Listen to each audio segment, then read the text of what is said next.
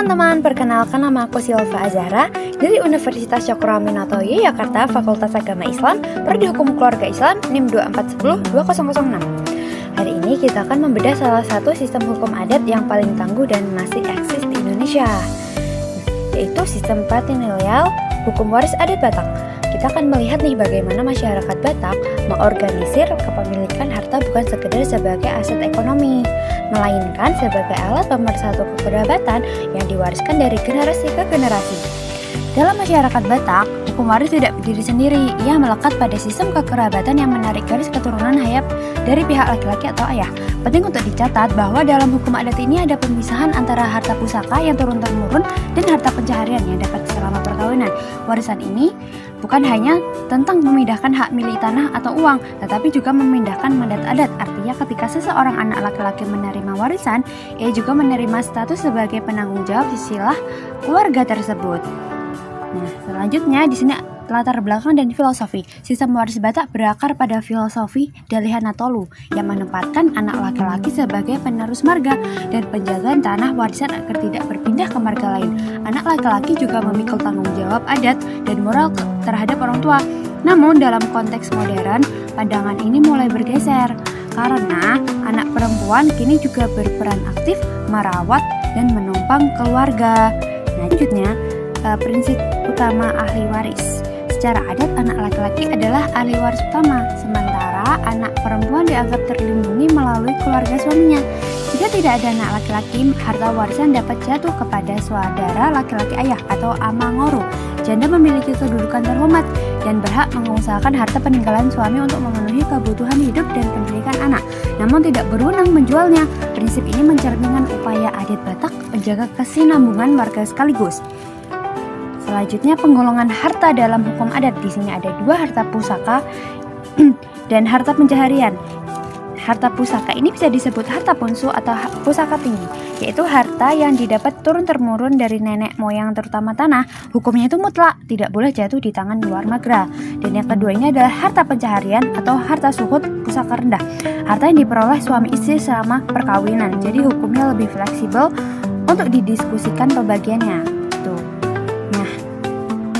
Kedudukan khusus dalam keluarga ini, pembagian waris dalam adat Batak mengenal hierarki yang jelas.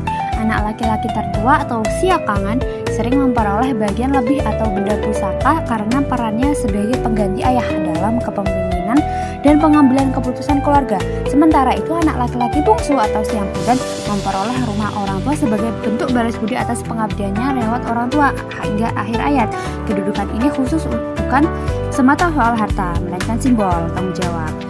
Selanjutnya, perbedaan antar subsuku ini. Setiap subsuku Batak memiliki variasi penerapan hukum waris.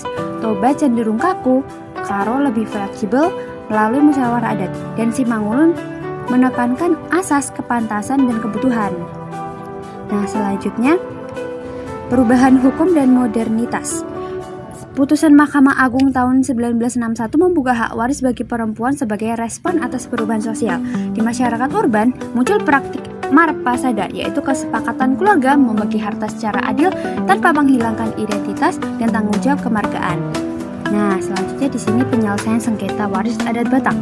Nah, sengketa waris adat Batak ini diselesaikan melalui dua jalur. Pertama, non-litigasi, yaitu marhata atau musyawarah keluarga yang dipimpin tokoh adat berdasarkan prinsip Dalihan Natolu, dan jika gagal dilanjutlah ke lembaga adat. Kedua, litigasi, yaitu melalui pengadilan sebagai langkah terakhir apabila penyelesaian adat tidak mencapai mufakat dengan keputusan yang bersifat mengikat yang memiliki kekuatan hukum tetap. Jadi jalur adat tetap diutamakan. Selanjutnya, istilah-istilah hukum waris spesifik, yaitu ada maspada tadi, menyatukan proses musyawarah antar ahli waris untuk mencapai mufakat. Yang kedua, di sini ada teori menunggu atau janda. Janda dalam hukum adat Batak disebut pemegang kunci. Nah, yang ketiga yaitu teori pengganti tempat. Jika seorang anak laki-laki meninggal lebih dahulu dari ayahnya, maka hak warisnya jatuh kepada cucu laki-laki dari garis keturunan tersebut. Nah, kita masuk kesimpulan. Jadi sebagai kesimpulan, sistem patrilineal Batak adalah sistem yang kompleks dan bertujuan menjaga keseimbangan sosial dan teritorial. Meskipun di masa lalu terkesan hanya memihak laki-laki, esensinya adalah tentang pembagian tugas. Laki-laki menjaga aset dan marga, sementara keluarga memberikan perlindungan kepada perempuan. Di masa kini, Sistem ini terus bertransformasi menjadi lebih egaliter melalui jalan musyawarah, namun tetap menjaga ruh kehormatan keluarga dan silsilah yang tidak boleh terputus. Mungkin ini saja dari saya. Terima kasih, sampai jumpa.